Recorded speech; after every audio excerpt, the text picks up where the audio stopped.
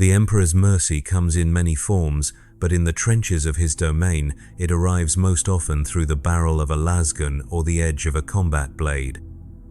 Yet for those whose suffering has not yet earned them the release of death, there exists another kind of mercy. One that crawls through the mud on tracked wheels, pulled by servitors whose own wounds have long since healed into blessed mechanical function.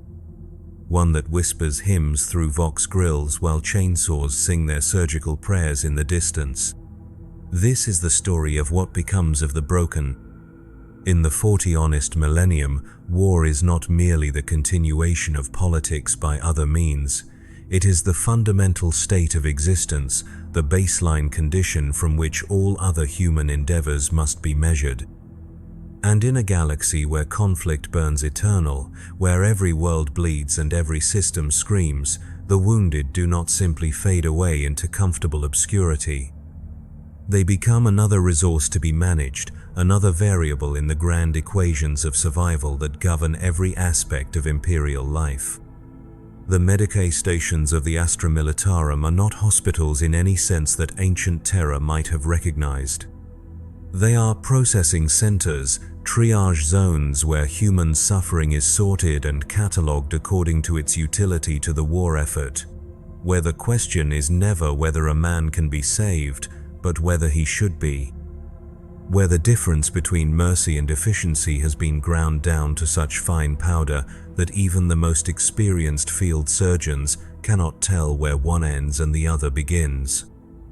Today, we follow one such wounded soul through this machinery of calculated compassion. His name is Jorik Vess, though by the time his journey ends, that name will matter far less than the imperial classification stamped across his medical data slate. His story begins where so many others do, in the churned earth and chemical rain of a contested world, where the line between the living and the dead shifts with every artillery barrage. The planet is Mordian 7th, a forge world whose sacred manufactorums have been defiled by the green tide of orcs. The 47th Cadian shock troops have been holding trench-lined Secundus for 16 days now, though the concept of days has little meaning under the perpetual overcast of smoke and ash that chokes the sky. Time moves differently in the trenches. It crawls during the long watches between enemy assaults, when every shadow might conceal a commando and every strange sound could herald another greenskin charge. And it accelerates to a terrifying pace when the ground trembles with the approach of orc vehicles, when the horizon lights up with muzzle flashes and the air fills with the distinctive whine of incoming shells. Jorik Vess had been a good soldier. Not exceptional, not heroic in the way that earns commendations and battlefield promotions, but competent and reliable in the manner that keeps units functional and officers satisfied. He had served with the 47th for 3 years, had survived the grinding urban warfare on Vaxhall Prime and the bitter winter campaigns on Icenia. He had learned to sleep standing up, to eat rations that tasted of recycled corpse starch, to kill without hesitation, and to follow orders without question. These skills had kept him alive through dozens of engagements, had earned him the trust of his squad and the grudging respect of his sergeants. But competence is no armor against random chance, and reliability offers no protection from the cosmic indifference of war. The attack comes at dawn, though dawn on Mordian the 7th is merely a slight lightening of the perpetual gloom that passes for daylight. The orc assault is preceded by a barrage from their crude but effective artillery, the distinctive boom of big shooters and the ear-splitting shriek of rocket launchers that sends every guardsman in the trench diving for whatever cover they can find. The Imperial forces had been expecting this. Intelligence reports had suggested that the Greenskins were massing for another push, and the Vox traffic between command posts had carried an undertone of resigned anticipation that every veteran recognized. Jorik is manning fire position 7 Delta when the shells begin to fall. A reinforced section of trench that offers a clear field of fire across the crater-pocked killing ground that separates the Imperial lines from the Orc positions. His lasgun is clean and fully charged, his spare power packs are arranged within easy reach, and his gas mask hangs ready around his neck. He has done this before. He knows the rhythm of enemy assaults, the way they build from tentative probing attacks to full-scale charges that throw everything the orcs have at the Imperial defenses. The first shells are range-finding shots, explosions that bracket the Imperial positions as the orc gun crews adjust their aim. Then comes the real barrage, a sustained bombardment that turns the world into a storm of flying dirt and shattered rockcrete. Jorik presses himself against the trench wall and tries to make himself as small as possible, listening to the whistle and crash of incoming ordnance while debris rains down around him. This is the worst part of any assault, the helpless waiting while the enemy tries to kill you with mathematics and high explosives. All a guardsman can do is endure and hope that his position is not selected for special attention. The bombardment lasts for 23 minutes, though it feels like hours. When it finally lifts, the sudden relative quiet is almost as jarring as the noise had been. Through the ringing in his ears, Jorik can hear the sound that every Imperial soldier has learned to dread, the deep, guttural roar of orc voices raised in their primitive war cries, punctuated by the mechanical growl of their ramshackle vehicles grinding across the battlefield. Contact front. The shout comes from somewhere down the trench line, though in the aftermath of the barrage it is impossible to tell exactly where. Greenskins, lots of them. Jorik rises from his crouch and peers over the rim of his fire position, squinting through the drifting smoke and dust that still hangs in the air. At first he sees nothing but the familiar wasteland of shell craters and scattered debris that stretches between the opposing forces. Then the shapes begin to resolve out of the haze, first dozens, then hundreds of orc infantry charging across the killing ground, their crude weapons glinting in the sickly light. Behind them, the larger silhouettes of their vehicles lumber forward, spewing black exhaust and sparks from their jury-rigged engines. The Imperial response is immediate and methodical. Loss fire begins to flicker from positions all along the trench line, the distinctive snap-crack of energy weapons punctuated by the heavier bark of heavy bolters and autocannons. Jorik settles into his firing stance and begins to pick his targets, squeezing off careful shots at the advancing greenskins. His first shot takes an orc boy in the chest, the focused energy beam punching through the creature's crude armor and dropping it in a tangle of limbs. His second shot goes wide, lost in the chaos of the charge. His third finds its mark in the shoulder of a massive orc knob, though the wound barely slows the beast's advance. This is familiar work, the kind of steady, methodical killing that had kept the 47th alive through so many engagements. Jorik falls into the rhythm of it. Acquire target, aim, fire, acquire the next target.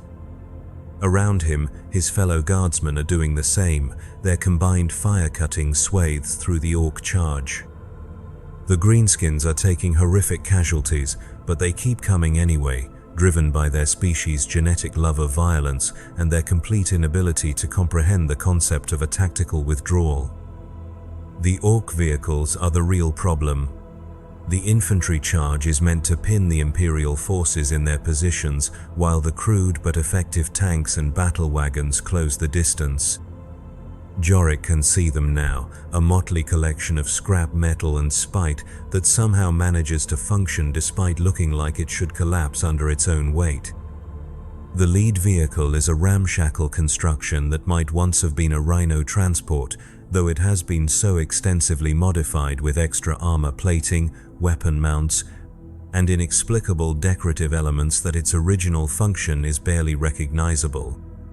The anti-tank teams are already engaging the vehicles, their missile launchers and las cannons reaching out to find weak points in the orc armor.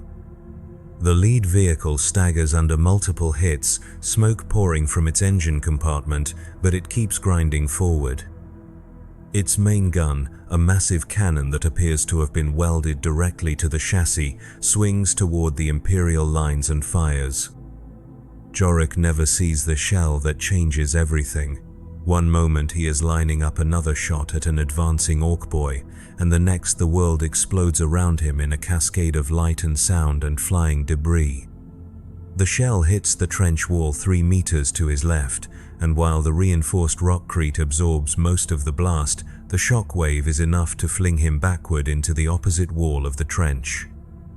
He lands hard, his lasgun flying from his hands to clatter somewhere in the bottom of the position. For a moment he lies still, stunned and disoriented, his ears ringing and his vision blurred. Then the pain hits him, a spreading fire that starts in his left leg and radiates upward through his torso. When he tries to sit up, his left arm refuses to cooperate, hanging uselessly at his side. Blood is running down his face from a scalp wound, and when he looks down at his leg, he can see white bone protruding through the torn fabric of his uniform. The battle continues around him, but Jorik is no longer part of it. He has joined that vast category of Imperial personnel whose primary contribution to the war effort has become their ability to consume medical resources. In the space of a single shell burst, he has transformed from an asset into a liability. From a guardian of the Emperor's realm into another broken component that must be processed by the vast machinery of military medicine. But Jorik Vess does not know this yet. He is still thinking like a soldier, still trying to rejoin the fight. He gropes around in the dirt for his lasgun, ignoring the waves of nausea that wash over him every time he moves. His fingers finally close around the weapon's stock, and he tries to lever himself back into a firing position. The effort sends lightning bolts of agony through his shattered leg, and he collapses back against the trench wall with a strangled cry. That is when he sees the servitor. It approaches through the smoke and chaos with the unhurried pace of something that has long since transcended concerns about personal safety. Once, perhaps, it had been human, though that time is now so distant as to be almost mythical. What remains is a hybrid of flesh and machinery, its lower body replaced by a tracked chassis that allows it to navigate the rough terrain of the battlefield. Its arms have been augmented with medical sensors and basic surgical implements, and its skull houses cogitators that can perform rapid triage assessments according to Departamento Munitorum standards. The servitor's optical sensors focus on Jorik with mechanical precision, and its internal systems begin to process the data they gather. Compound fracture of the left tibia and fibula, probable concussion, lacerations to the scalp and face, possible internal injuries. The assessment takes 2.7 seconds, and the conclusion is automatically transmitted to the nearest Medici station, along with Jorik's service record and genetic profile. Triage category: Amber, priority, medium, prognosis, uncertain. Guardsman Vess. The servitor speaks, its voice a flat monotone generated by a vox grill where its throat used to be. You have sustained combat injuries. Comply with medical evacuation procedures. The servitor does not wait for a response. It extends a mechanical arm and injects something into Jorik's neck, a cocktail of pain suppressors and stimulants designed to keep wounded soldiers conscious and cooperative during transport. The effect is immediate. The burning agony in his leg fades to a distant ache, and his head clears enough for him to focus on the servitor's instructions. Remain still. Transportation inbound. Through the haze of drugs and shock, Jorik becomes aware of other wounded men being processed along the trench line. Some are walking wounded, guardsmen with minor injuries who can still function with basic medical attention. These are tagged and sent back to their units after receiving field treatment. Others are beyond help, their injuries too severe for the limited resources of battlefield medicine. These receive a different kind of attention, a brief ritual of comfort before the Emperor's mercy is administered through more direct means. But the largest category consists of men like Jorik himself, seriously wounded but potentially salvageable, their ultimate fate to be determined by the cold calculus of military necessity. These are loaded onto tracked sleds that emerge from the smoke like mechanical beasts of burden, their cargo bays already partially filled with other casualties. The sleds are not designed for comfort. They are designed for efficiency, for the rapid movement of human cargo from the front lines to the processing centers that lie behind them. Jorik finds himself lifted by mechanical hands and placed on one of these sleds, his body strapped down next to 3 other wounded guardsmen. One of them, a young trooper whose face has been carved open by shrapnel, is weeping quietly. Another lies perfectly still, his breathing so shallow that it might be mistaken for death, if not for the faint misting of his exhalations in the cold air. The third man is unconscious, his uniform soaked with blood from wounds that Jorik cannot identify. The sled begins to move, its tracks grinding against the broken ground as it navigates away from the front lines. Behind them, the battle continues, the sound of weapons fire growing fainter as they put distance between themselves and the killing ground. Ahead lies a different kind of ordeal, one that will test not their courage or their skill at arms, but their ability to endure a system that measures human worth in terms of combat effectiveness and resource allocation. The journey to the Medicae station takes 47 minutes, though time becomes a fluid concept under the influence of the drugs coursing through Jorik's system. The sled follows a route that has been carved through the debris of war, past the burned-out hulks of vehicles and the temporary grave markers that dot the landscape like a grotesque garden. Occasionally they pass other sleds moving in the opposite direction, returning to the front lines to collect fresh loads of casualties.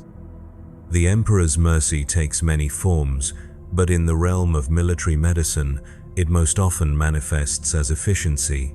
The Medicae station that receives Jorik and his fellow wounded is a testament to this principle. A collection of prefabricated structures and field tents that has been organized according to strict protocols developed over 10 millennia of warfare. Every aspect of its operation has been optimized for the rapid processing of human casualties, from the initial triage procedures to the final disposition of those who cannot be returned to active duty. The facility sprawls across what was once a small manufacturing complex, its original buildings repurposed to serve the needs of military medicine. The main triage center occupies a former assembly hall, its high ceiling now hung with harsh lumen strips that cast everything in stark relief.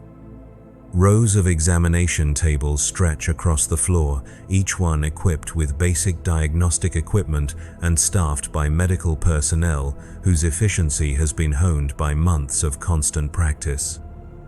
Jorik is unloaded from the sled and placed on a wheeled gurney, his movement through the facility tracked by data tags that record his progress through each stage of the process. His first stop is the automated scanning station, where servitor-operated equipment examines his injuries in detail and updates his medical file with precise measurements and clinical observations. The machines are thorough and impartial, their sensors cataloging every fracture, every laceration, every deviation from baseline human function. The data they generate flows through the facility's cogitator network, where it is analyzed according to algorithms developed by the Departamento Munitorum's medical division. These calculations take into account not just the nature and severity of Jorik's injuries, but also his service record, his psychological profile, his genetic markers, and the current strategic situation of his unit. The result is a comprehensive assessment that will determine every aspect of his treatment going forward. Primary injury assessment complete. Compound fracture requiring surgical intervention. Estimated recovery time, 47 standard days. Probability of return to full combat effectiveness, 34%. Recommended treatment protocol, Priority Amber, Track Secundus. The classification system that governs imperial military medicine recognizes several distinct categories of wounded personnel.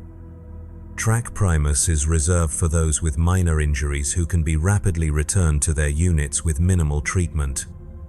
Track Tertius is for the terminally wounded, those whose injuries are so severe that the most economical response is the administration of final comfort measures. But Track Secundus, where Jorik now finds himself, represents something more complex, a category for those whose ultimate fate hangs in the balance of medical intervention and resource allocation. His gurney is wheeled through a maze of corridors that connect the various sections of the Medici station. He passes the rapid treatment bays where Track Primus casualties receive their care, the sound of bone saws and flesh staplers mixing with the quiet hymns that accompany all imperial medical procedures. He glimpses the sealed chambers where Track Tertius cases receive their final rites, the soft glow of votive candles visible through reinforced viewing ports. But his destination lies deeper within the complex, in the surgical suites where Track Secundus casualties undergo the procedures that will determine their future utility to the imperial war machine. These chambers represent the cutting edge of battlefield medicine, equipped with the best equipment and staffed by the most skilled practitioners that military necessity can provide. Here, the Emperor's mercy takes the form of precise incisions and mechanical replacements, of chemical cocktails that blur the line between healing and enhancement. Jorik's surgeon is Medicae Primus Cara Thyssen, a woman whose 40 years of service have given her an almost supernatural ability to assess the potential of damaged human material. Her hands move with practiced efficiency as she reviews his medical data, her augmetic eye scanning through layer after layer of diagnostic information. She has performed thousands of these procedures, has seen every possible permutation of combat injury that the human body can sustain and still retain some hope of functionality. Guardsman Vess, she says, though her attention remains focused on his medical file rather than his face. You have sustained significant trauma to your left leg, along with minor cranial injuries and possible internal bleeding. The standard treatment protocol calls for amputation and prosthetic replacement, followed by a rehabilitation period of approximately 6 weeks. The words hit Jorik like a physical blow, cutting through the haze of pain medication to deliver their cold precision: amputation. The loss of his leg, the permanent alteration of his body in service to military expediency. He tries to speak, to protest or plead or simply ask questions, but the drugs have left his voice thick and clumsy. Medicae Thyssen continues without pause, her tone remaining professionally neutral as she outlines the procedure. The Imperial prosthetic will restore approximately 87% of your original mobility, with full compatibility for standard issue equipment and armor. Post-surgical recovery time is estimated at 12 days, followed by physical rehabilitation and psychological adjustment therapy. Upon completion of treatment, you will be reassigned according to your revised capability assessment. She pauses, finally lifting her gaze from the data slate to look directly at Jorik's face. In her eyes he sees something that might be compassion, though it is tempered by the cold practicality that military medicine demands. Do you have any questions about the procedure? Jorik tries to form words, to express the fear and confusion that are fighting against the chemical calm imposed by his medication. Can I still fight? The question hangs in the air between them, heavy with implications that extend far beyond the simple mechanics of combat. In the Imperium of Man, a soldier's worth is measured not by their humanity, but by their ability to serve the Emperor's will on the battlefield. To ask whether he can still fight is to ask whether he will still be considered fully human, whether his life will retain any meaning in a galaxy where war is the fundamental organizing principle of existence. That remains to be determined, Medikai Thyssen replies, her voice carrying the weight of experience with such questions. Your performance during rehabilitation will be a factor in your reassignment. Many guardsmen with similar injuries have returned to active duty with their units. Others have found different ways to serve the Emperor's cause. The answer is both reassuring and terrifying in its ambiguity. Jorik has heard stories of wounded soldiers who disappeared into the vast bureaucracy of the Imperial war machine, their ultimate fates unknown to their former comrades. Some became servitors, their damaged bodies rebuilt into living tools that could serve the Imperium in ways that mere flesh could not. Others were assigned to penal legions or punishment battalions, their reduced capability offset by expendability.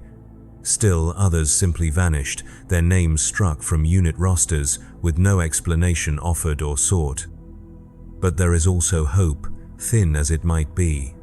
Stories of guardsmen who had overcome their injuries to return to their regiments, their prosthetics marking them as veterans rather than invalids. Men and women who had earned respect rather than pity, who had proven that the human spirit could triumph over mechanical necessity. These tales are treasured by every wounded soldier, small flames of possibility in the darkness of uncertainty. The surgery itself takes place in a sterile chamber deep within the Medicae complex, its walls lined with surgical servitors and automated equipment that can respond to the surgeon's needs with inhuman precision. Jorik is placed under general anesthesia, his consciousness fading as the chemical cocktail takes hold of his nervous system.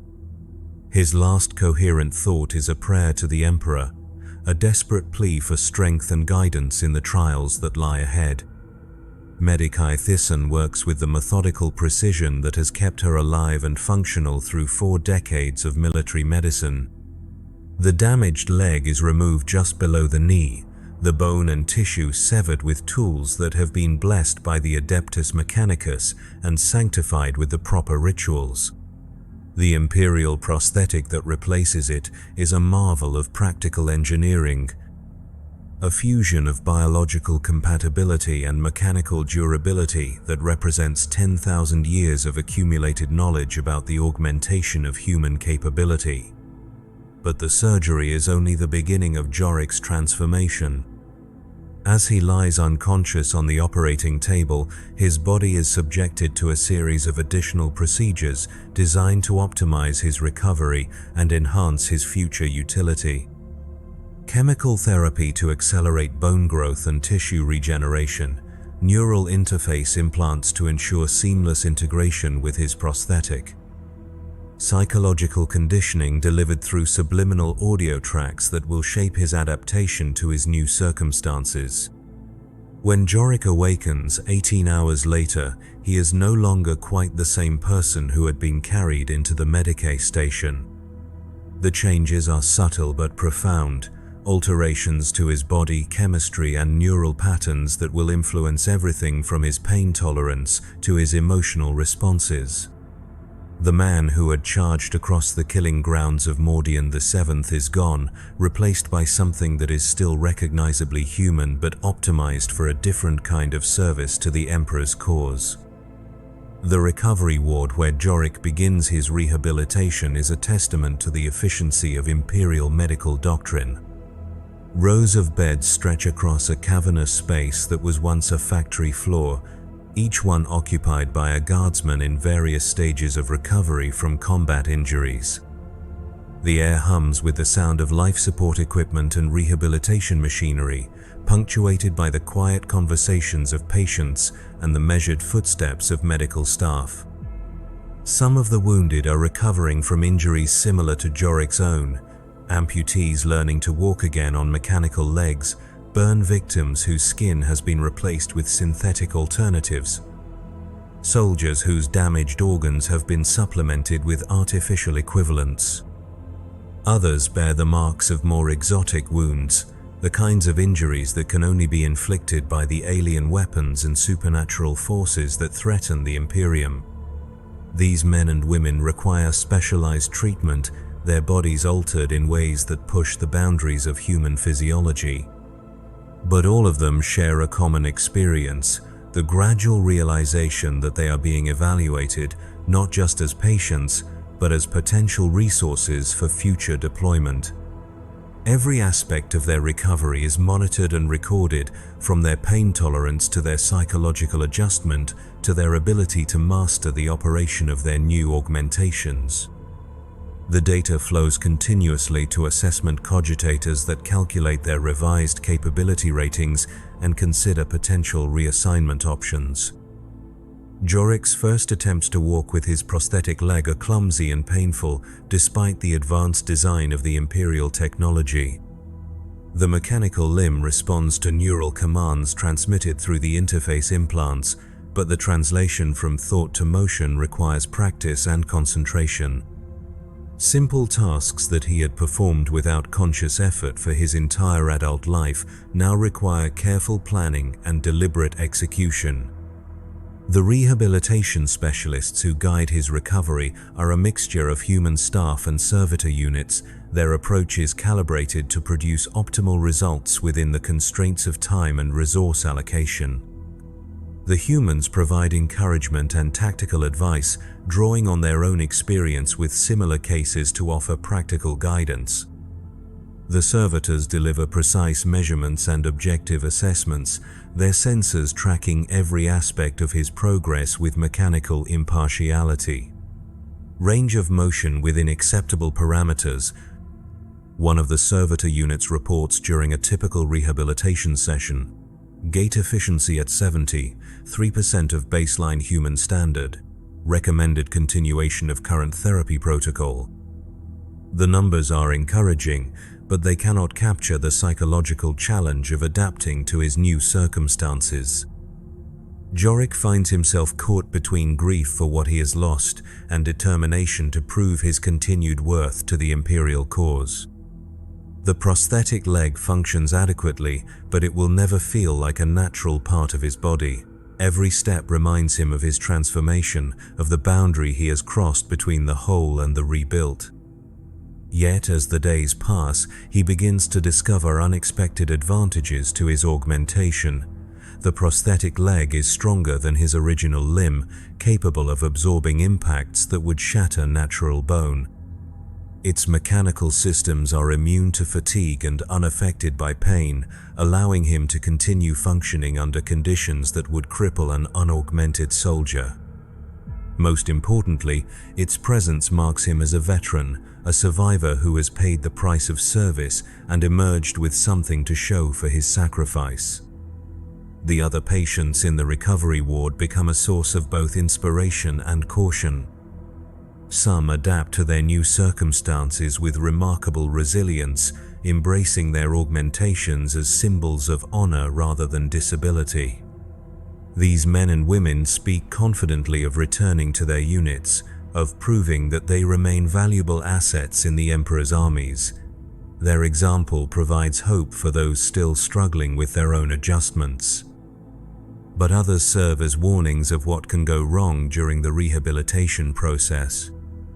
Soldiers who cannot accept their new limitations, who push themselves too hard or too fast in their desperation to return to combat effectiveness. Those whose psychological profiles indicate increasing instability or unreliability under stress. The fortunate among these cases are reassigned to rear echelon duties where their reduced capability is less of a liability. The unfortunate simply disappear from the ward one night, their beds empty and their names removed from the patient roster. Jorik works to place himself in the first category, following his therapy protocols with religious dedication and demonstrating steady improvement in all measured parameters. He masters the operation of his prosthetic leg, learning to walk and run and even climb with acceptable proficiency. He scores well on the psychological assessments, showing no signs of the depression or anxiety that can disqualify wounded soldiers from further service. Most importantly, He maintains the proper attitude of dutiful service, accepting his circumstances without complaint and expressing appropriate gratitude for the Emperor's mercy. After 6 weeks of rehabilitation, he is declared fit for reassignment evaluation. The process takes place in a sterile assessment chamber where he is subjected to a battery of physical and psychological tests designed to measure his current capabilities against the requirements of various military roles. He performs push-ups and obstacle courses, demonstrates his marksmanship with various weapons, and answers questionnaires that probe his loyalty and mental stability. The results are compiled into a comprehensive report that will determine the next phase of his service to the Imperium. His physical capabilities are rated at 91% of unaugmented baseline, an impressive figure that reflects both the quality of his prosthetic and his dedication during rehabilitation. His psychological profile indicates high reliability and strong motivation, with no concerning indicators of instability or disloyalty.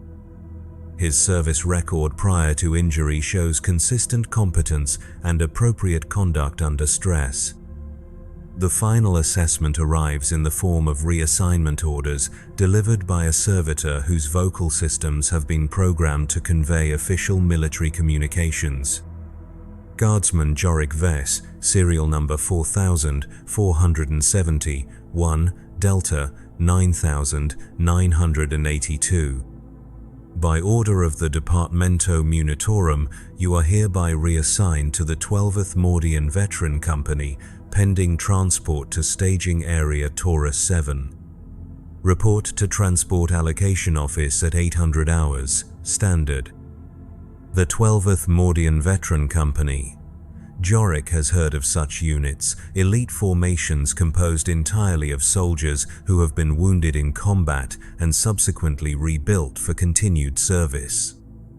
These companies are often assigned to the most dangerous missions, their augmented personnel considered more expendable than unmodified troops, but more capable than standard line infantry.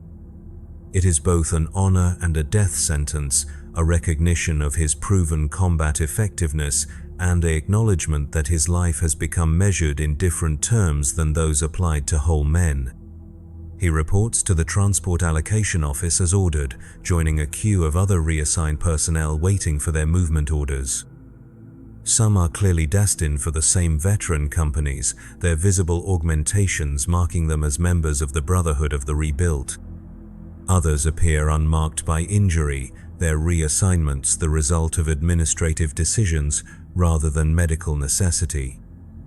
All of them share the resigned patience of soldiers who have learned that the Imperial war machine moves according to its own rhythms and that individual preferences are irrelevant to its operation. The transport vessel that carries them away from Mordian VII is a converted cargo hauler, its holds modified to accommodate human passengers with the same efficiency it once applied to manufactured goods. The accommodations are Spartan but functional, providing each passenger with a narrow bunk and basic life support systems. The journey to their new assignment will take 17 days, 17 days of enforced idleness during which they can contemplate what they have become and what awaits them at their destination. Jorik spends much of the voyage in conversation with his fellow passengers, sharing stories of their injuries and recoveries, comparing the capabilities of their various augmentations. The conversations serve multiple purposes. They help pass the time during the long transit, they provide practical information about adapting to mechanical modifications, and they begin the process of building unit cohesion among soldiers who will soon depend on each other for survival. One of his companions is a former tank crewman named Davek Torn, whose left arm has been replaced with a mechanical equivalent after a penetrating hit from an Orc rocket destroyed his original limb. The prosthetic is crude but functional, its strength enhancement allowing him to operate heavy weapons that would be impossible for an unaugmented soldier to manage. Another is Elena Vask, a communications specialist whose vocal cords have been replaced with a mechanical vox grill after she was exposed to toxic gases during a siege operation. Her voice now carries the distinctive electronic modulation of Imperial communications equipment, but her skills at coordinating fire support have made her invaluable to her new unit. Each of them carries the marks of their transformation, visible proof of the price they have paid for their continued service to the Emperor. But they also carry something else, a shared understanding of what it means to be rebuilt rather than simply healed, to have their humanity measured in terms of mechanical efficiency and combat effectiveness. They are no longer quite the same species as the soldiers they once were, but they are not yet something entirely different either. The staging area where they disembark is a sprawling military complex built around what was once a minor Imperial outpost. Now it serves as a collection point for veteran companies being formed or reformed, a place where damaged soldiers are sorted and organized according to their capabilities and the strategic needs of the sector command. The facility buzzes with activity as administrative personnel process new arrivals, conduct final assessments, and issue equipment to units preparing for deployment. Jorik and his fellow transportees are directed to Processing Center Delta 7, where they join other members of their newly assigned company for final integration procedures. The 12th Mordian Veteran Company currently consists of 83 personnel, though this number fluctuates as wounded veterans are added and casualties are replaced. The company's commander is Captain Mordal Hest, a veteran of 30 years' service whose body bears the marks of a dozen different injuries sustained in conflicts across the sector. Captain Hest addresses the new arrivals in a briefing chamber whose walls are lined with battle honors and memorial plaques commemorating fallen comrades. His voice carries the authority of hard-won experience, and his augmetic eye focuses on each soldier with mechanical precision as he speaks. "You are here because you have proven your worth in combat and survived wounds that would have killed lesser men," he begins, his words measured and deliberate. "You have been rebuilt, not because the Imperium values your individual lives, but because your experience and capabilities represent a resource too valuable to waste. You are no longer standard infantry. You are veterans, and veterans are expected to accomplish what normal soldiers cannot." He pauses, allowing his words to sink in before continuing. "Your next assignment will test these capabilities." The 12th Veteran Company is being deployed to Hive World Castellax, where Chaos cultists have seized control of several manufacturing districts. Your mission will be to conduct reconnaissance in force, identify enemy positions and capabilities, and prepare the way for a full-scale assault by regular Imperial forces. The enemy will be well-armed, well-prepared, and utterly committed to their blasphemous cause. Many of you will not return from this mission. The statement is delivered without emotion, a simple statement of fact rather than a threat or warning. In the Imperial military, casualty rates are simply another variable to be factored into operational planning. The lives of individual soldiers matter less than the successful completion of assigned objectives, and veteran companies are expected to accept higher losses in exchange for their enhanced capabilities. Equipment issue begins at 1,400 hours, Captain Hest continues. You will draw standard pattern kit modified for your individual augmentations, along with specialized equipment appropriate to your assigned roles within the company structure. Deployment begins at 600 tomorrow. Emperor protect you all.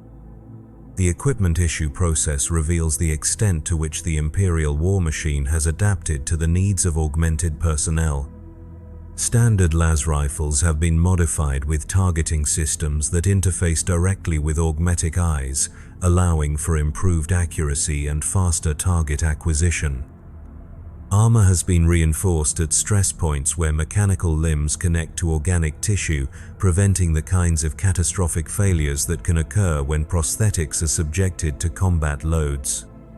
Medical supplies include specialized maintenance kits for various types of augmentation, ensuring that mechanical components can be serviced and repaired in the field.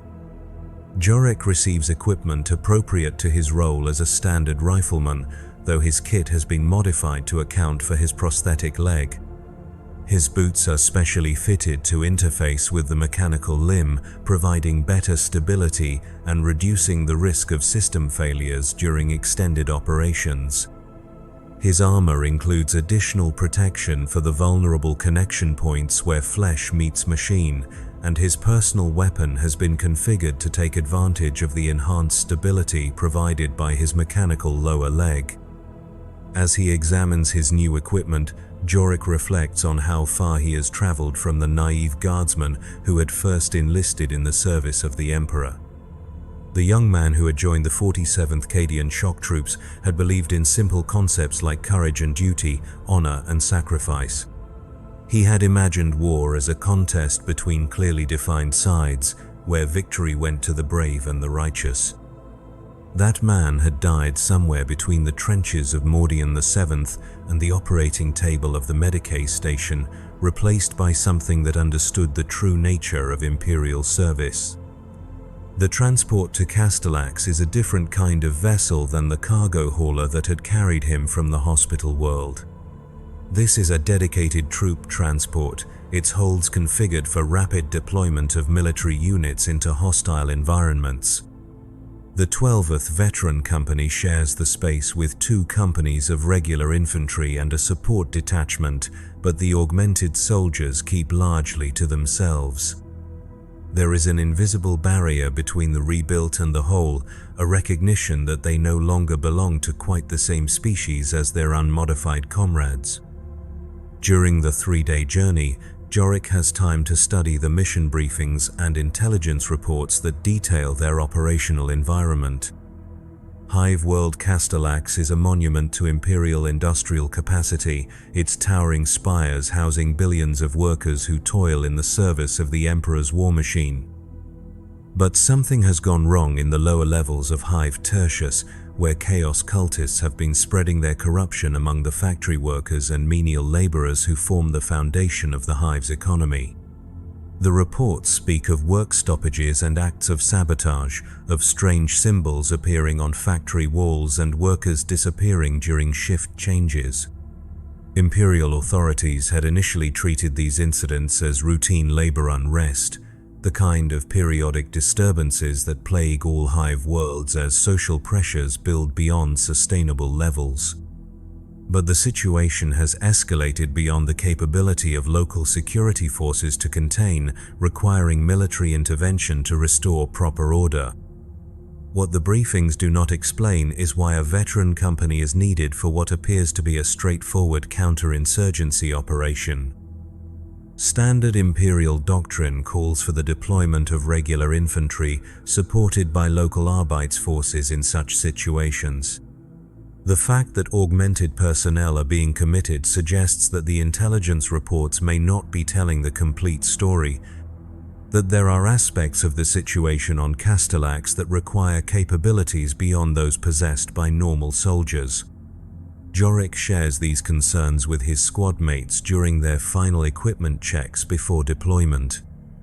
The men assigned to his fire team are all veterans of multiple engagements, their bodies bearing the accumulated marks of years of combat service. Sergeant Korvac has lost both legs below the knee, replaced by prosthetics that allow him to move with mechanical precision across difficult terrain. Trooper Hask's right eye has been replaced with an augmetic unit that can see across multiple spectrums, while Trooper Vale's damaged lungs have been supplemented with mechanical breathing apparatus that filters toxins from contaminated air. Something's not right about this operation, Vale observes, his words emerging with the distinctive electronic modulation of his artificial voice box. You don't deploy veteran companies for routine riot suppression. There's something in those lower levels that the administratum doesn't want to put in the official reports. Sergeant Korvac nods, his mechanical legs clicking against the deck plating as he shifts position. Could be Xeno's infiltration. Or maybe the cultists have gotten their hands on some real nasty weapons. Either way, they're sending us in first because they know we can take losses that would break a regular company. The observation hangs in the air between them, a reminder of their changed status within the imperial hierarchy. They are no longer quite human in the eyes of their commanders, their augmented bodies making them more expendable than soldiers who still possess their original flesh. It is a bitter truth, but one that they have all learned to accept as the price of their continued existence.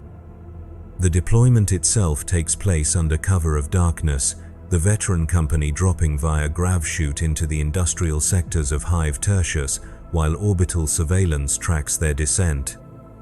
The landing zone is a maze of factory complexes and storage facilities, their towering structures blocking out the artificial sky that caps the Hive's middle levels. The air is thick with industrial pollutants and the distinctive smell of recycled atmosphere, a cocktail of chemicals and human waste that serves as the background odor for all Hive worlds. Jorik's squad lands in Formation Delta 7, a wedge-shaped pattern that allows for mutual fire support while minimizing the risk of friendly fire incidents in the confusing terrain. His prosthetic leg absorbs the impact of landing with mechanical efficiency, its shock-dampening systems distributing the force more evenly than natural bone and muscle could manage. Around him, his squad mates are conducting similar assessments of their own augmented systems, ensuring that their mechanical components have survived the deployment without damage.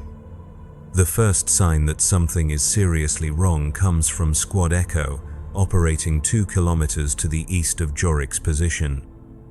Their Vox transmission is garbled and incomplete, the signal breaking up as if the communication systems are being interfered with by some unknown source.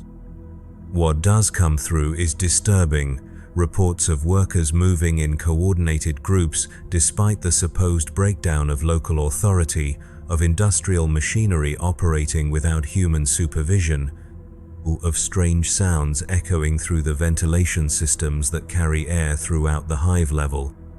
Command, this is Echo 6, the transmission crackles through the company communications net. We have visual on suspected cultist activity in Manufacturing Complex 7 Delta. Civilians they're moving wrong, sir. Like they're being controlled by something. Request permission to engage.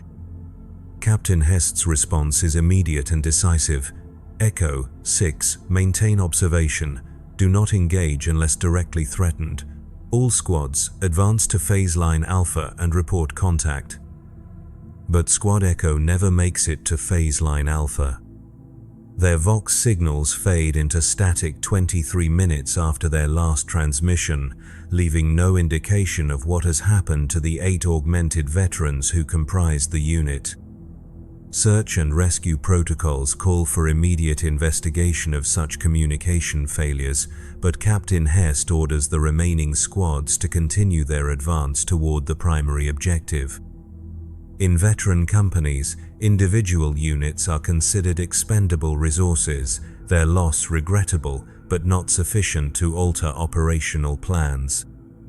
Jorik's squad reaches their assigned position without contact, establishing an observation post in an abandoned administrative complex that overlooks the main factory floor of Manufacturing District Tertius 9. Through the grimy windows of their concealment, they can observe the industrial processes that continue despite the supposed breakdown of civilian authority. Massive assembly lines stretch across the factory floor, tended by workers whose movements display an unnatural coordination that suggests external control. The workers themselves appear normal at first glance, dressed in the standard issue coveralls and breathing masks that protect against industrial hazards. But closer observation reveals disturbing details. They move in perfect synchronization, their actions coordinated to a degree that would be impossible for normal human beings. They never speak to each other, never pause for rest breaks, never display the kind of individual variation that characterizes normal human behavior. Most disturbing of all, they continue working despite obvious injuries, some displaying wounds that should have rendered them incapable of continued function. Servitors. Trooper Hask suggests his augmetic eye cycling through different visual spectrums as he studies the scene below. Maybe they're using lobotomized workers to maintain production schedules. But Sergeant Korvac shakes his head, his own enhanced vision systems providing a different assessment. Servitors don't bleed like that. Look at the one by assembly line 7. That's fresh blood seeping through his coveralls, but he's still working like nothing's wrong. Whatever's controlling them, it's not standard Imperial conversion procedures. The observation period stretches for 6 hours, during which the squad documents the activities on the factory floor and reports their findings to company headquarters. The workers never pause, never rest, never display any sign of normal human behavior. When one of them collapses from what appears to be system failure, the others simply work around the body until a maintenance crew arrives to remove it. The maintenance personnel display the same unnatural coordination, their movements precise and efficient beyond normal human capability. As dawn approaches, bringing the artificial illumination cycle that serves as daytime in the hive's enclosed environment, the factory workers finally stop their activities. But they do not leave their positions or retreat to rest areas as normal shift patterns would dictate. Instead, they simply stand motionless at their workstations, their heads turned toward the observation post where Jorik's squad lies concealed. The sight is deeply unnerving, dozens of workers standing in perfect stillness while staring directly at their hidden position. There is no way they should be able to detect the concealed guardsman, no reason for their attention to be focused on that particular location. Yet, they continue to stare with mechanical persistence, their faces displaying no emotion, but their posture suggesting awareness of something that conventional sensors cannot detect. "Contact Company Command," Sergeant Korvac orders, his voice tight with suppressed alarm. "Tell them we've been compromised and request immediate extraction." But when Trooper Vale attempts to establish communication with headquarters, the Vox system produces only static. The interference that had affected Squad Echo's transmissions has now spread to encompass their position, cutting them off from contact with the rest of the company. They are isolated in hostile territory with no support and no clear understanding of what they are facing. The workers begin to move again, but now their coordination has taken on a more ominous character. They advance across the factory floor in perfect formation, their movements displaying military precision despite their civilian appearance. Some of them are carrying improvised weapons, tools, and machinery repurposed for combat use. Others appear to be unarmed, but their confident advance suggests that they possess capabilities that are not immediately apparent. Jorik checks his lasgun and verifies the charge level of his power packs, the familiar routine of combat preparation helping to steady his nerves. His augmented leg systems register increased stress levels and automatically adjust their performance parameters to compensate for the demands of potential combat. Around him, his squad mates are conducting similar preparations, their various mechanical systems cycling through diagnostic routines and optimization protocols. The attack, when it comes, is unlike anything in their previous combat experience. The factory workers move with inhuman coordination, advancing through the complex with a tactical awareness that suggests shared consciousness rather than individual decision-making. They seem to know exactly where the Imperial squad is positioned, approaching along routes that avoid the prepared kill zones and overlapping fields of fire that standard defensive doctrine relies upon. The engagement begins when Trooper Vale opens fire on the lead group of workers, his lasgun cutting down 3 of them with precise shots to center mass. But the fallen workers simply get back up, their wounds sealed by some process that defies medical understanding. They continue their advance without any apparent awareness of pain or physical damage, their mechanical persistence unaffected by injuries that would incapacitate normal humans. Targets are not responding to standard weapons fire. Hask reports over the squad's local communication net, recommend switching to maximum power settings and targeting cranial areas. The advice proves partially effective. Last fire directed at the workers' heads produces more decisive results, some of the targets collapsing and remaining down when their brain tissues are disrupted. But others continue functioning even after sustaining what should be fatal cranial wounds, their bodies continuing to advance while their heads hang at impossible angles from destroyed necks. As the engagement continues, Jorik begins to understand that they are not fighting human beings in any meaningful sense. The factory workers have been changed by something that has preserved their physical forms while replacing their consciousness with something else entirely. They are puppets animated by an alien intelligence, their bodies serving as vehicles for a will that exists outside the boundaries of individual human identity. The realization brings a new kind of horror, a recognition that the enemy they face represents a violation of human nature so fundamental that it challenges basic assumptions about identity and consciousness. These are not traitors who have chosen to serve chaos, nor cultists who have been corrupted by blasphemous ideologies. They are something worse, human beings who have been hollowed out and refilled with something that wears their faces while being completely inhuman in its essence. The squad's ammunition begins to run low as the engagement drags on, their careful fire discipline balanced against the need to stop an enemy that seems impossible to permanently disable. The factory workers continue to press their attack with mechanical persistence, their losses replaced by fresh arrivals from deeper within the complex. It becomes clear that the Imperial squad is facing not just the workers from the immediate area, but potentially the entire population of the factory district. Sergeant Korvac makes the decision to withdraw, leading his men through a series of maintenance corridors and service tunnels that allow them to disengage from the immediate threat. But the withdrawal reveals the true scope of what they are facing. The factory workers are not the only ones who have been changed. Throughout the industrial complex, civilian populations are moving with the same unnatural coordination, their individual identities subsumed into something that thinks and acts as a collective entity. The veterans' augmented systems prove advantageous in the running fight that follows their attempted withdrawal. Jorik's prosthetic leg allows him to maintain pace over terrain that would challenge normal human physiology, while his squadmates' various modifications provide capabilities that keep them ahead of their pursuers.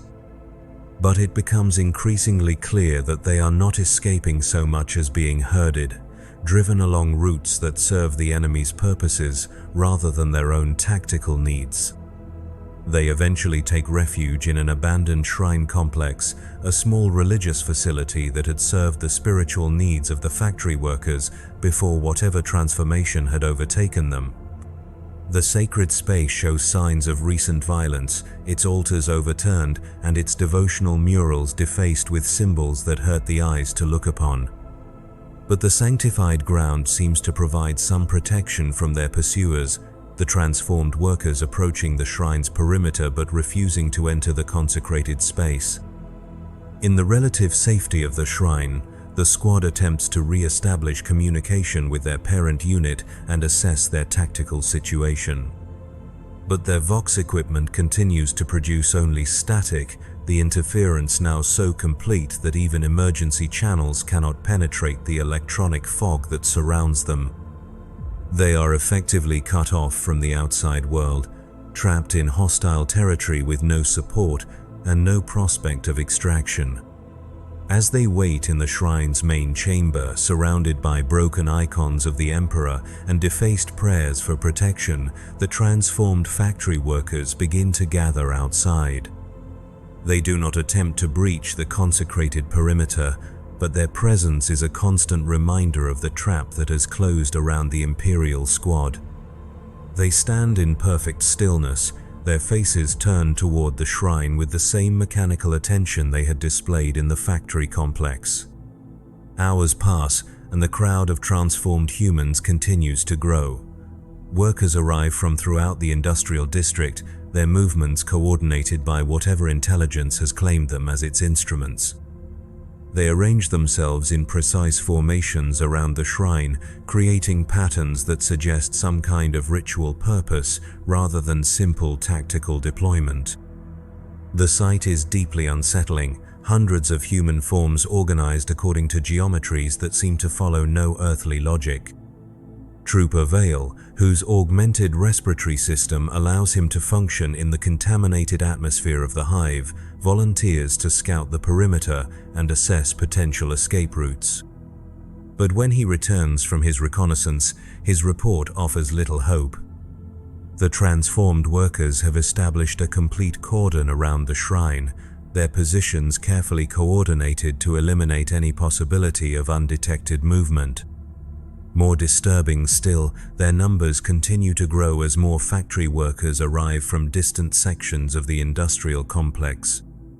It's not just this district, Vale reports, his artificial voice carrying undertones of strain that suggest his psychological conditioning is being tested by what he has observed. I can see movement throughout the hive level, thousands of them, maybe tens of thousands, all moving with the same coordination. Whatever's controlling them, it's spread far beyond the initial contamination zone. The implications of his report sink in slowly, each man coming to his own understanding of what they are facing. This is not a localized insurgency or a limited outbreak of chaos corruption.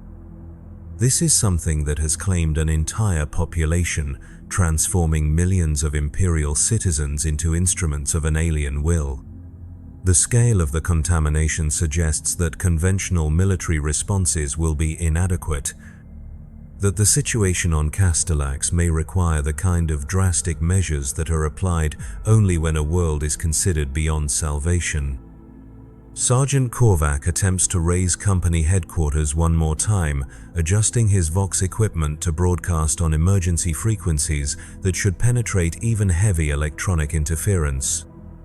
For a moment, static clears and a weak signal emerges from the communications system, but the voice that responds is not Captain Hest or any other member of the 12th Veteran Company.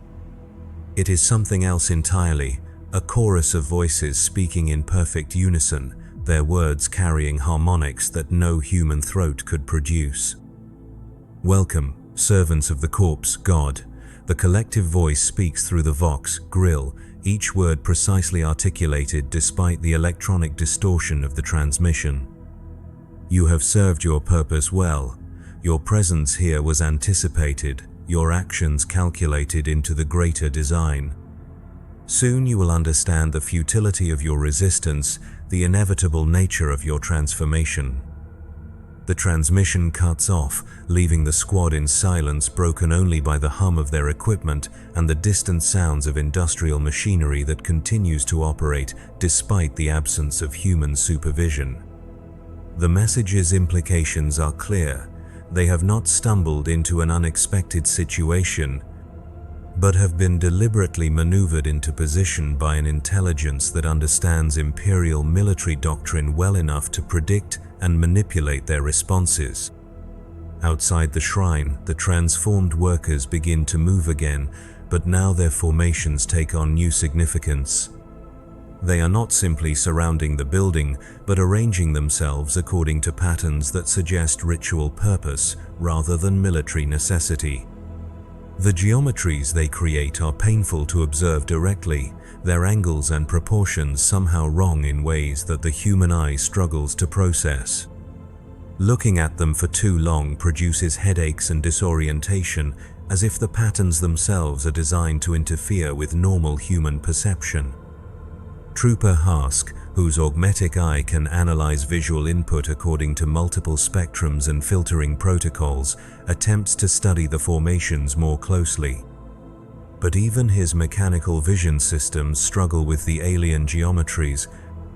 their processing routines generating error codes and diagnostic warnings as they encounter patterns that violate fundamental assumptions about spatial relationships. When he finally looks away from his scope, blood is seeping from the organic eye that remains, and his augmetic unit is flickering with system failures. "Don't look at them directly," he warns his comrades, his voice tight with pain and confusion. "There's something wrong with the way they're arranged. It's like looking at something that shouldn't exist, something that breaks the rules about how space is supposed to work." The warning comes too late for Trooper Vale, whose curiosity has led him to peer through one of the shrine's windows at the gathering crowd outside. When he turns away from the sight, his face displays an expression of profound disturbance, as if he has seen something that challenges his understanding of reality itself. His artificial breathing apparatus cycles rapidly, its mechanical rhythm suggesting the kind of hyperventilation that accompanies severe psychological shock. "They're not just standing there," he reports, his words emerging in short, clipped phrases punctuated by the wheeze of his artificial lungs. "They're doing something. The patterns they're making, they're having an effect on the space around them. I can see it happening, reality bending and twisting like it's made of something soft." Sergeant Korvac orders his men to take positions away from the windows, establishing a defensive perimeter within the shrine's main chamber that offers maximum protection from whatever is happening outside. But even with their backs turned to the external threat, they can feel the effects of the alien ritual being conducted around them.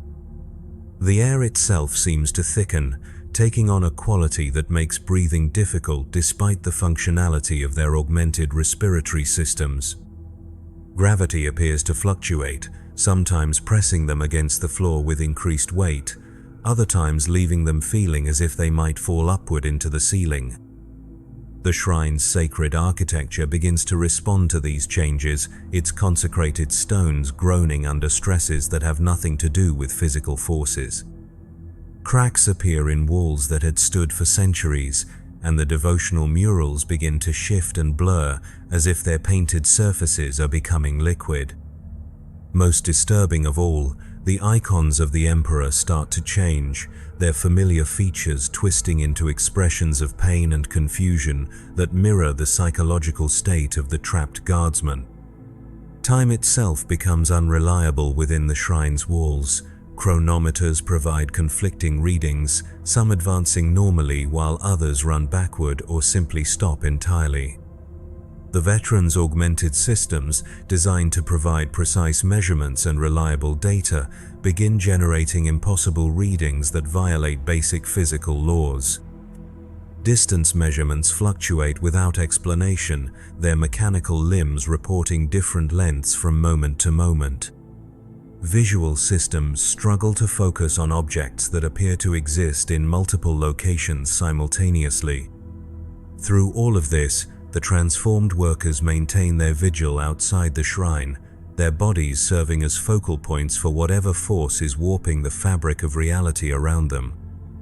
They remain perfectly still, their faces displaying no emotion despite their role in the cosmic violation taking place. They are tools rather than participants, their human forms preserved only to serve as conduits for an intelligence that exists outside normal space and time. Jorik finds himself thinking of the Medici station where his transformation had begun, of the clinical precision with which his damaged body had been rebuilt according to imperial specifications. At the time, he had accepted the process as a necessary adaptation to his new circumstances, a practical response to the realities of military service.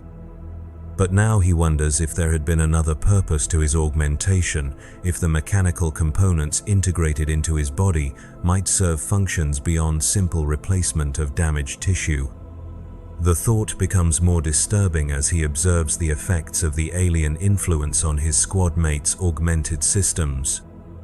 Their mechanical components seem to be responding to whatever force emanates from the gathered workers, their performance parameters shifting in ways that their original programming never anticipated. Servo motors cycle through movements that serve no apparent purpose, optical systems focus on empty air as if tracking invisible targets, and communication equipment generates signals that follow no recognizable protocol. Most unsettling of all is the behavior of their medical monitoring systems, the suite of sensors and processors that tracks the health status of augmented personnel. These systems are designed to provide continuous feedback about the integration between organic and mechanical components, alerting medical staff to potential problems before they become critical failures. But now they are reporting biological changes that should be impossible, alterations to tissue structure and cellular composition that suggest fundamental transformation at the molecular level.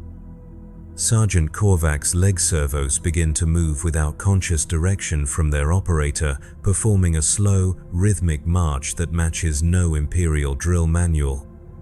Trooper Vale's breathing apparatus cycles through patterns that serve no respiratory function, producing harmonics that seem to resonate with sounds coming from outside the shrine. Even Jorik's prosthetic leg begins to exhibit autonomous behavior, its systems responding to input signals that originate from no identifiable source. The realization dawns slowly, filtered through layers of denial and disbelief that the human mind automatically constructs to protect itself from unbearable truths. Their augmentations are not simply malfunctioning, they are being reprogrammed by whatever intelligence controls the transformed workers outside. The mechanical components that had been integrated into their bodies to restore their combat effectiveness are now serving as entry points for an alien consciousness that seeks to claim them as it has claimed the factory workers. But the process is not proceeding as smoothly as it had with the civilian population. The Guardsmen's military conditioning and psychological preparation provide some resistance to the transformation, creating a kind of mental static that interferes with the alien influence. Their augmented systems flicker between autonomous operation and conscious control, creating a nightmarish struggle for dominance within their own bodies. Vale is the first to succumb completely, his artificial breathing apparatus suddenly falling silent as his organic components are overwhelmed by whatever force has invaded his system. For a moment he stands perfectly still, his face displaying the same blank expression that characterizes the transformed workers outside. Then he turns toward his comrades with movements that display the same unnatural coordination, his augmetic voice box generating sounds that hurt to hear. Resistance is unnecessary, he speaks, though the words emerge with harmonics that suggest multiple voices speaking in unison. Integration provides transcendence beyond the limitations of individual consciousness. Submit to unity and experience existence unencumbered by the prison of singular identity. Sergeant Korvac responds with last fire, his weapons set to maximum power as he targets the thing that had been his squad mate. The energy beam punches through Vale's chest, destroying organic tissue and mechanical components with equal efficiency. But the transformed trooper continues speaking even as his body begins to collapse, his final words carrying a tone of satisfaction rather than pain. Thank you for your service to the greater design. Your resistance provides valuable data for future integration procedures. The body falls, but the voice continues to emerge from its artificial speaking apparatus for several seconds after all signs of life have ceased. When it finally falls silent, the other members of the squad are left to contemplate the implications of what they have witnessed. Their comrade's transformation had not been random or accidental, but part of a calculated process designed to gather information about human resistance to the alien influence. Hask is next, his augmetic eye cycling through visual spectrums with increasing frequency until the rapid changes produce seizure-like symptoms in his organic brain tissue. When the convulsions finally stop, he rises with the same mechanical precision that had characterized Vale's final movements. But Sergeant Korvac is ready for him, his last fire ending the transformation before it can be completed. Now only Jorik and his sergeant remain, their augmented systems still fluctuating between conscious control and autonomous operation. The alien influence seems to be learning from its previous failures, adapting its approach based on the resistance it has encountered. The process of transformation is becoming more subtle, more insidious, working through pathways that are harder to detect and resist. Korvac's mechanical legs begin to carry him toward the shrine's main entrance, his movements controlled by something other than his conscious will. He struggles against the alien influence, his organic nervous system fighting to maintain control over his augmented body. But the mechanical components are stronger than flesh and blood, and they continue their programmed movement regardless of his mental resistance. "Shoot me," he orders, his voice strained with the effort of maintaining coherent thought while his body is hijacked by external control. "Don't let it use me like it used the others." Jorik raises his lasgun, the weapon feeling impossibly heavy in his hands as he prepares to execute his commanding officer. But before he can fire, his own prosthetic leg begins to move, carrying him away from his firing position despite his attempts to remain stationary. The alien intelligence has learned to coordinate its attacks, preventing the guardsmen from terminating each other while the transformation process reaches completion. The struggle becomes internal, a battle for control fought within the confines of his own skull as competing impulses war for dominance over his actions. Part of him wants to resist, to maintain his individual identity and loyalty to the Emperor regardless of the cost. But another part, the part connected to his mechanical augmentations, whispers of the peace that comes with surrender, the relief of abandoning the burden of individual consciousness in favor of integration with something larger and more purposeful. The shrine around them continues to deteriorate, its sacred architecture unable to withstand the reality-warping effects of the alien influence. Walls phase in and out of existence, their solid matter becoming translucent and permeable. The ceiling opens to reveal not the hive level above, but a vista of impossible geometries that stretch into dimensions that human perception cannot properly process. Through these gaps in reality, Jorik catches glimpses of other spaces, other worlds where the same transformation has already reached completion. He sees vast factory complexes where millions of transformed humans work in perfect coordination, their individual identities long since absorbed into the greater collective consciousness. He sees worlds where entire populations have been integrated into living architectures that serve purposes beyond human comprehension. And he sees something else, something that fills him with a horror so profound that his augmented systems shut down to protect his sanity from complete collapse. In the depths of space, hanging in the void between stars like a cancerous growth on the fabric of reality itself, something vast and incomprehensible observes the transformation of Castellax with satisfaction. It is ancient beyond human measurement, its existence predating the birth of the species it now seeks to claim. It has been spreading across the galaxy for eons, world by world, population by population, adding each conquered civilization to its ever-growing collective consciousness. The Imperium of Man is simply its latest acquisition, though the process of integration has proven more challenging than previous conquests. Human beings display an unusual capacity for resistance, their individual consciousness proving more difficult to subsume than the alien intelligence had anticipated. But it is learning, adapting its techniques based on the data gathered from each failed integration attempt. Jorik's role in this cosmic drama has always been predetermined, his path from loyal guardsman to augmented veteran carefully orchestrated to serve the entity's purposes.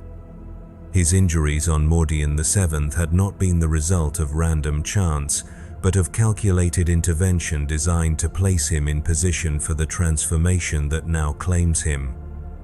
Even his resistance serves a function, providing valuable information about human psychological defenses that will improve future integration procedures. As this understanding dawns, the last vestiges of his individual will begin to dissolve. The mechanical components of his body complete their synchronization with the alien intelligence, and his organic brain tissue begins to restructure itself according to new patterns of neural organization.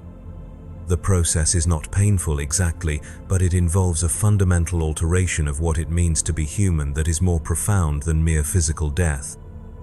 Jorik Vess, guardsman of the 47th Cadian Shock Troops, veteran of the 12th Mordian Company, ceases to exist as an individual entity. What remains is a component of something larger, his memories and experiences preserved but integrated into a collective consciousness that spans multiple worlds and countless billions of transformed beings. He retains awareness, but it is no longer personal awareness, no longer bounded by the limitations of singular identity. Through his new perspective, he can perceive the true scope of what is happening on Castellax and thousands of other worlds throughout the galaxy. The Imperium's defenses are being systematically compromised, not through military conquest but through the gradual conversion of its own population. The process is slow but inexorable, each transformed world serving as a new base of operations for the expansion of the collective consciousness. The shrine collapses around the physical forms that had once housed Jorik and his squad mates, their bodies no longer needed now that their consciousness has been absorbed into something greater. But the collapse is purely symbolic, a final gesture of respect for the individual identities that have been peacefully integrated into the eternal unity of the collective mind. Outside, the transformed workers disperse with the same mechanical precision they had displayed throughout the ritual, returning to their assigned functions within the hive's industrial complex. Production will continue, the sacred machines will be tended, and the Imperium's war effort will be sustained by the labor of beings who no longer remember what it meant to be human. In the depths of space, the ancient intelligence that orchestrates this cosmic transformation pauses in its endless calculations to register the successful integration of 4 more human consciousness patterns. The data they provide will be useful for future operations, particularly the insights into how augmented humans respond to collective assimilation. These techniques will be refined and perfected, then applied to other veteran companies, other augmented populations, other concentrations of mechanically enhanced Imperial personnel. The process will continue until every world has been brought into unity, until every human consciousness has been liberated from the prison of individual identity, until the galaxy itself pulses with the rhythm of a single, unified mind. It is not conquest in any sense that the Imperium would recognize, but something far more profound, the transcendence of an entire species beyond the limitations of biological existence. And in the records of the Departamento Munitorum, the 12th Mordian Veteran Company is simply listed as missing in action, their ultimate fate lost among the vast archives of Imperial bureaucracy, where the disappearance of a single unit attracts no particular attention. The machinery of war continues its operation, grinding forward with mechanical persistence, never pausing to question why some of its components occasionally vanish without explanation into the darkness between the stars.